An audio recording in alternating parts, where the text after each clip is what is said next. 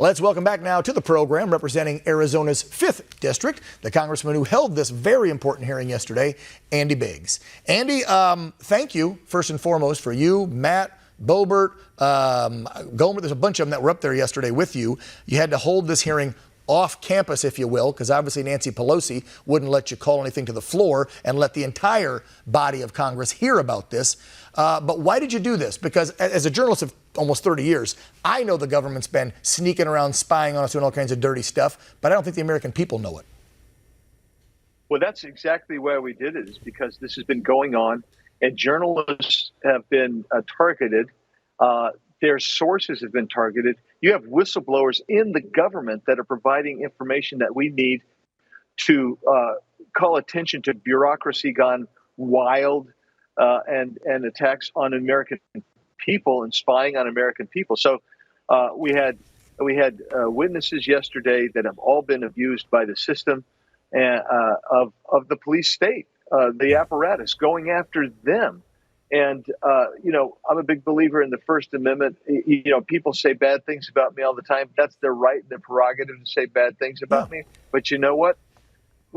That's part of what makes us a constitutional republic, a free republic, is getting information out there. And you need to protect the press and get dialogue going, particularly from our friends on the conservative side of the media, which are few and far between, as you know, Dan.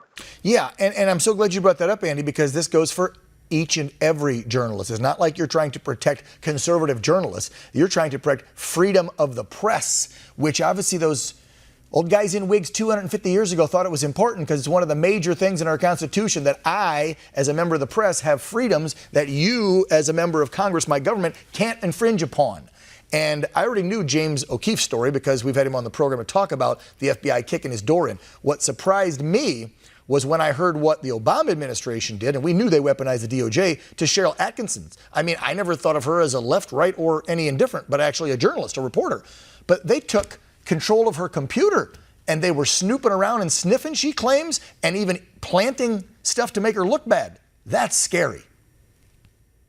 Yeah, I mean, when Cheryl was testifying, you forget how long ago Fast and Furious was, but after she exposed the Obama administration in Fast and Furious in that scandal, it looks like, as you say, they took control of her computer remotely.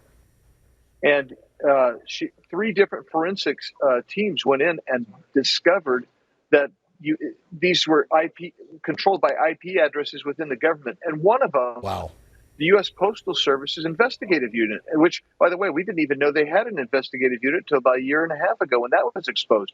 So this is critical stuff.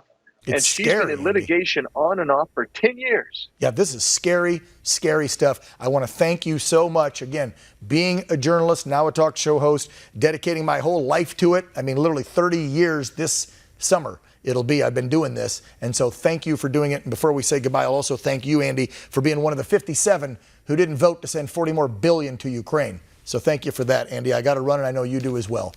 God bless, sir. Thanks, Dan. Yep.